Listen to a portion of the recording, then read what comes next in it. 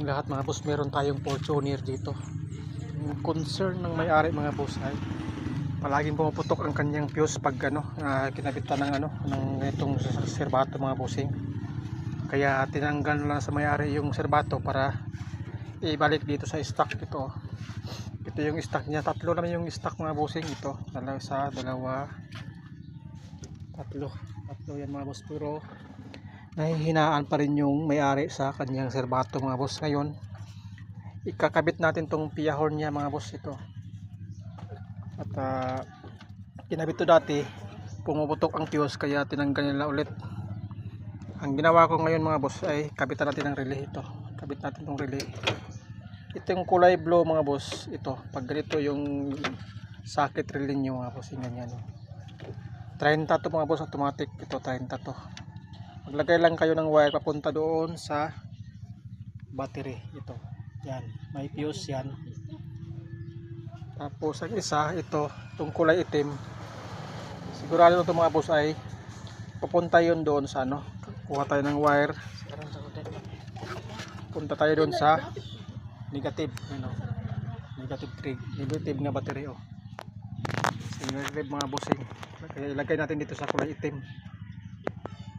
Kaya mga boss ay kabit na natin to.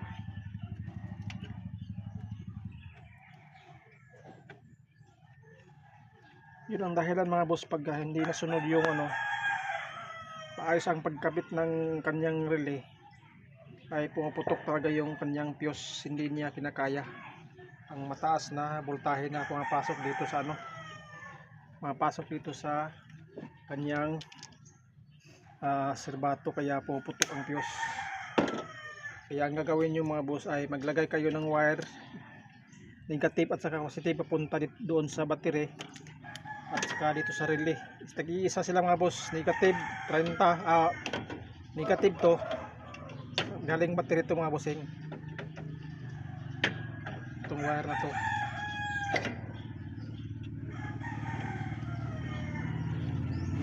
lagyan na natin ng tape para iwas sa dikit. Itong kulay itim ay negative to, papunta ng battery terminal.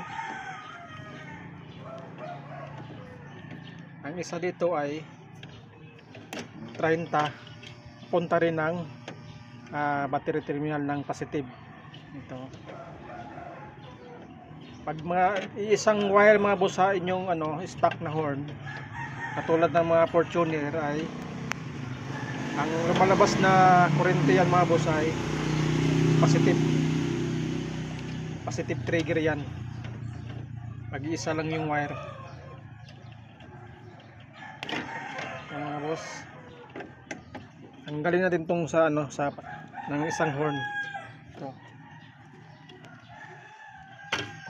Ito mga boss ay positive trigger to, galing doon sa serbato doon sa Maynobila. Kaya dito tayo kukuha ng supply na trigger.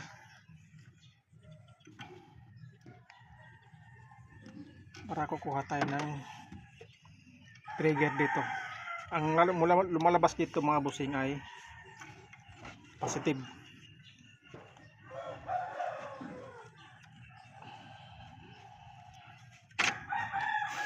Splice lang natin.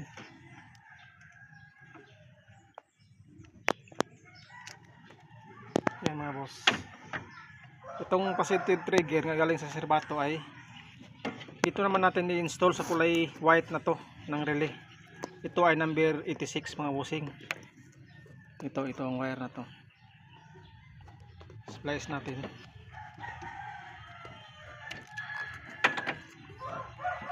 Dito natin ikakabit yung galing sa serbato sa stock na positive trigger. Ito. Ayan mga boss.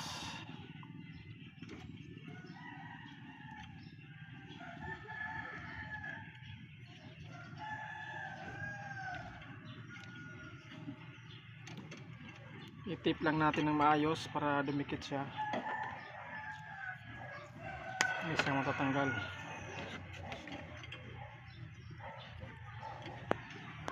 Mabilis lang naman itong mga bossing pag natandaan nyo yung dapat nyong gawin.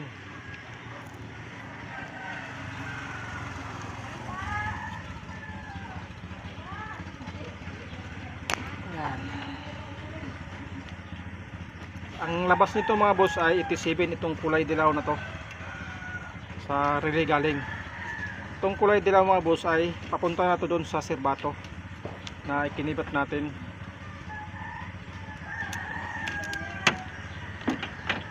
Dalawang serbato naman to mga boss, high and low. Itong Pia horn, ito. Ito dalawa to mga bossing, high and low to siya. Pinagdugtong ko lang yung isang wire sa dalawang terminal. Maski sa isang horn mga boss ay dalawang terminal. Ang isa diyan ay magsama silang dalawa na wire ito.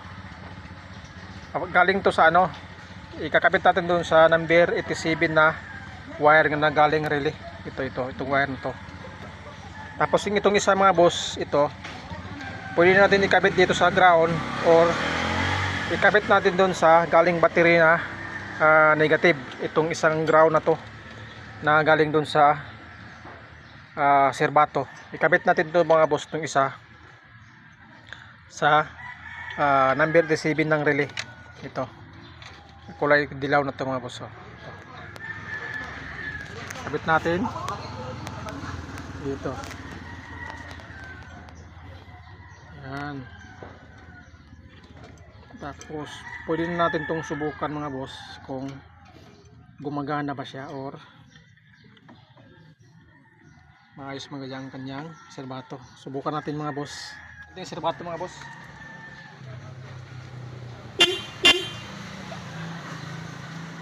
Walang serbato. Tanggalin na.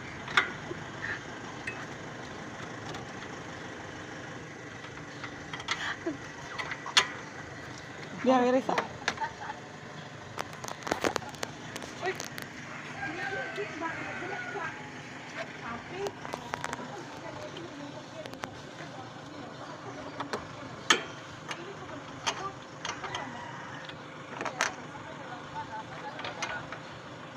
Itong wire na to mga boss na nakakapit dito sa body ground ay kakapit natin dito sa sa ground na galing doon sa battery mga boss mismo.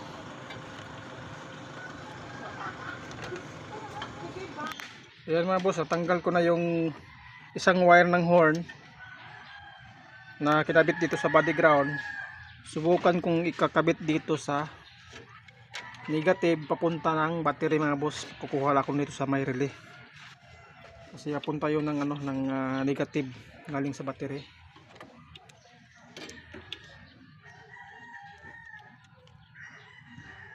Yan, splice ko na mga boss. Ito na yung wire. Dito natin ikakabit tong isang wire ng horn mga boss.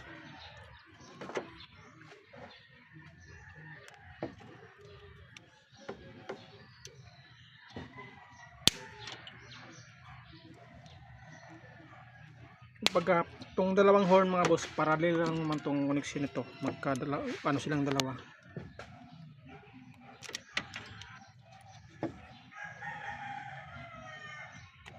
Ngayon mga boss, pag hindi siya siserbato ay titingnan natin yung relay, baka may problema.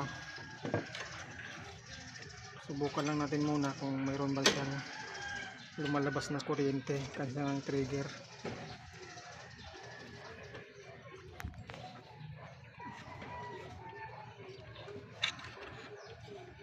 Hindi abot siya.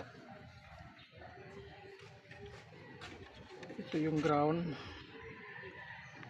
galing to ng serbato. Kakabit natin dito sa ground na galing doon sa battery dito.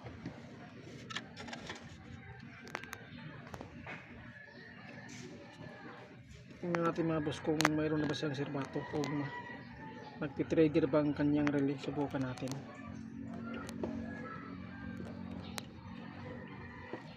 Pag nagsubok tayo mga boss na hindi siya tumunog, hawakan natin yung relay kung magtitrigger ba siya. Sige nga, serbato. Yan mga boss, ang lakas Okay, ulit. Okay. Pag hindi siya tumunog mga boss, kailangan nyo nang tingnan yung relay kung mayroong problema or yung fuse hindi maayos na pagkakabit mga bossing. Yan, tapos na tayo mga boss. Medyo umulan na. Lagyan ko na ito ng tape para matapos na ako dito.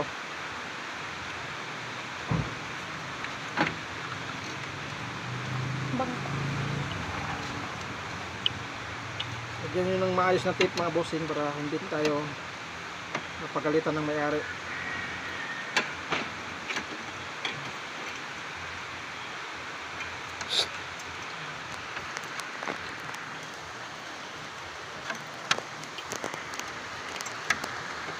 Madali lang naman ito mga boss pag nasundan nyo yung wirings nya.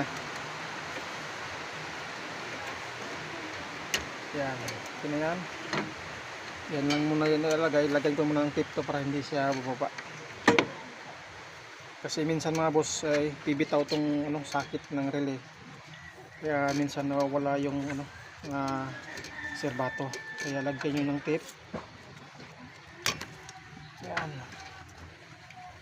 Para hindi siya kakalas.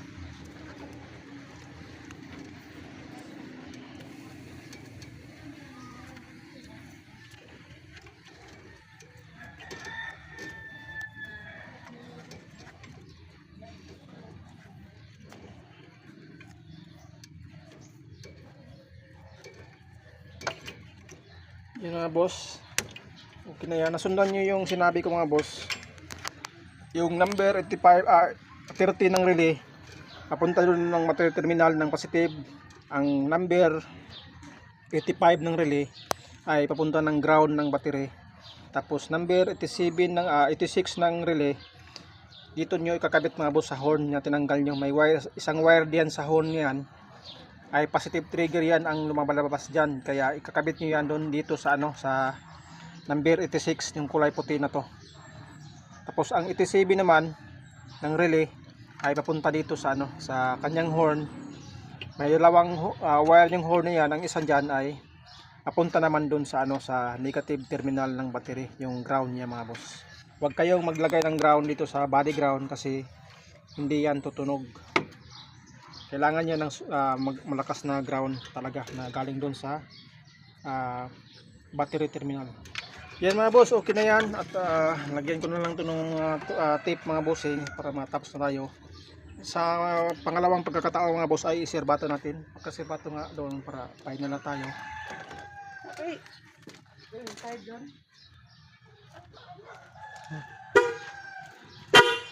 Okay na. Yan mga boss, ang lakas na niya. At yan mga boss, see you in the next vlog natin mga boss. Ganyan lang yung mag-additional tayo ng horn sa ating mga sasakyan. Katulad ito, Fortuner. Ay medyo mahina ang kanyang horn. Pagkalagay tayo ng additional, talagang lagyan natin ng relay mga bossing, or maglagay pa din tayo ng fuse para safety yung ikinabit nating wirings na additional na horn mga boss. Thank you sa manonood mga boss. See you in the next vlog natin mga bossing at don't be parts. Thank you.